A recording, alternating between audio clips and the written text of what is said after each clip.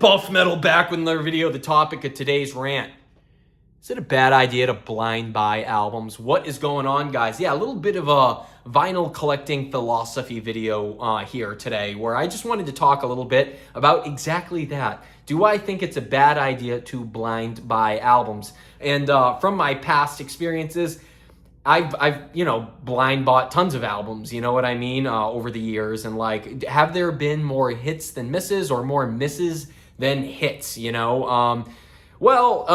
Just coming out the gate with it, I'll just tell you kind of how I feel about it right away. You know, when you look back in the day, when you look back to the 90s, right, or the 80s, or, you know, when you hear old heads telling stories about how they came across records that, you know, they really loved, you find a lot of them say, you know, oh, I was at the record store and I picked this up and I was like, what the hell is this? This looks sick.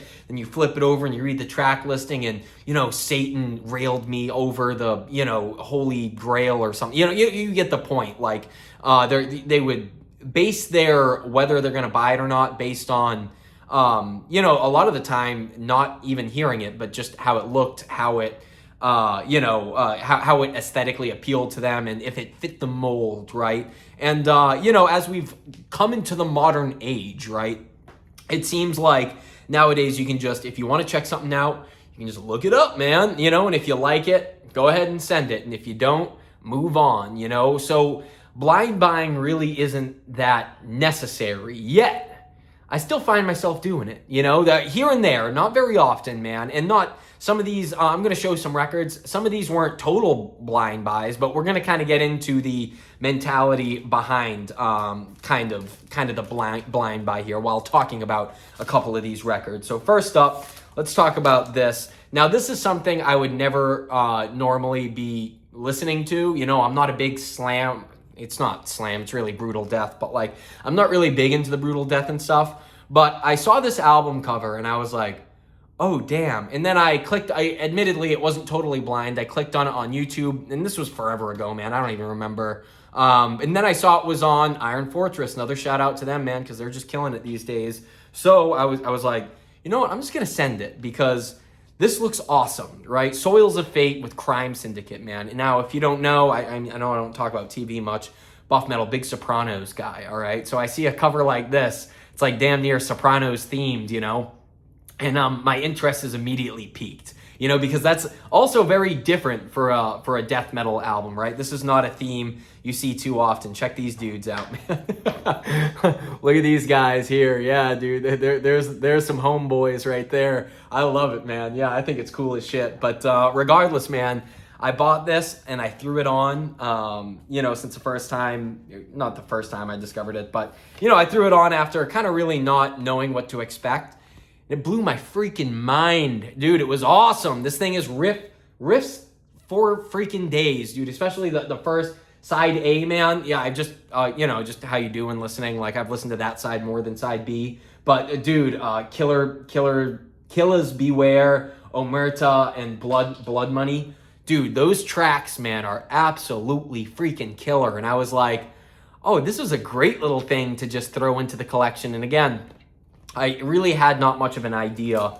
Now, that's like one way you could take it, right? Like, so when you look at it from that angle, it hits some aesthetic boxes, and sometimes that's just what you're looking for, right? It's just something that is aesthetically in your wheelhouse or whatever. Now, this is kind of that same sort of thing, but a little different. Now, sometimes you'll find that like, there's stickers on stuff, right? And it'll say, for fans of the FFO, right? And this is one of those bands that I saw, you know, Buff Metal, obviously, big Conqueror fan, Blasphemy. I love all that war metal stuff, the Ross Bay cult stuff, Death Worship, and I've talked about them ad nauseum on the channel. So when I saw Nuclear War put this out, I was like, oh, done deal. And now I had never heard this before I bought it. And I bought it this year, so I'm new to this band, but right here, Order from Chaos, man. I've talked about them on the channel before. And dude, again, it just enough like those other bands. It's funny because it says for fans of Sodom, Voivod, and Bolt Thrower, and Bathory. But at the same time, man, I still think it's got a bit of that, you know, war metal edge to it. And I thought it fit the mold, you know. Obviously, it's put out by Nuclear War, so you win some points there. That's always going to be like a big factor to me, right? Who put it out? you know, and obviously, like, if one of your favorite labels puts out something they deem classic, I think that's good grounds to be like, yeah, hell yeah, man, why don't I buy that shit? And again, I looked at the album cover. I've seen it posted before, you know, I'd heard the name, like, people tend to hype it. And so I was like, yeah, why not send it? And again, man, I came home, I threw it on, went in totally blind.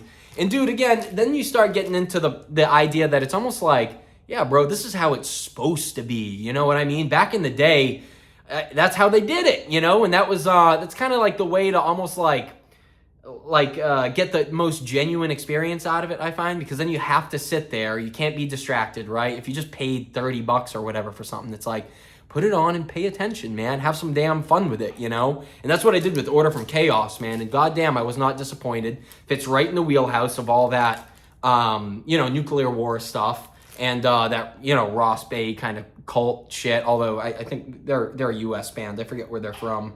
Maybe Florida or Texas or some southern state. I can't remember offhand. But regardless, man, yeah, I was like, this is a fucking perfect blind buy, you know? Now, next up, I did a whole video on this label, and I should do more videos on more labels. But here is a label that's been killing it. Like I said, I've talked about them. And again, when Reek of Death put out Repugnant, I heard the dog talk about it. He said it was the guy from Ghost just killing it, doing real death metal. And this is a lost demo. Dude, all this stuff that gets pressed that's like demos from the 90s and stuff like that, it is like 10 times out of 10 sure not to disappoint. And this was the case with Repugnant. I don't think you can find the shit online. Blind bought it, you know? And again, dude, getting that real experience, just sitting there, you know, and then throwing this on, I was like, oh man, fuck yeah. You flip it over, you're like, oh yeah, those guys look like the real deal, you know? It's just dirty, nasty, grimy demo death metal, you know? And I was like, one, that's why I listen to the dog, and two, Reek of Death Records, continue to keep doing what you're doing. Now, in that same vein, while we're talking about the main man, here's another band.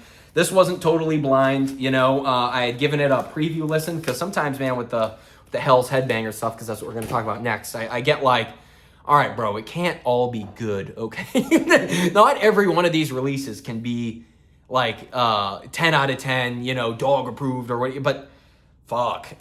Dude, god damn it, I was wrong. You know, dude, Inverted with the Shadowland. I listened to this for 2 seconds. It's funny, when they said they were pressing it, and I went, oh yeah, that's a go. I turned it off, and I was like, gonna save that experience, you know? So finally got the vinyl, and dude, it did not disappoint, man. This is just great killer death metal, dude. It's very melodic, you know, for what it is, you know? It's a little more melodic than most of the death metal I've been listening to, but that's not a slander. That's not a bad thing, you know? It's nice to have metal that switches shit up, and this has been a nice, like, it just came in like 2 days ago, or a day ago or something like that. But yeah, it's nice to have metal, and you know, and this is the Hell's Headbanger special, like metal that's different from other metal, you know what I mean? And that's why I always kind of praise that label, is there's nothing really out there. Nuclear War is the same way, where it's like, yeah, man, there's nothing out there quite like what they put out, you know what I'm saying? And Inverted Shadowland, man, this is again why I like saving the experience for that first vinyl spin, because it feels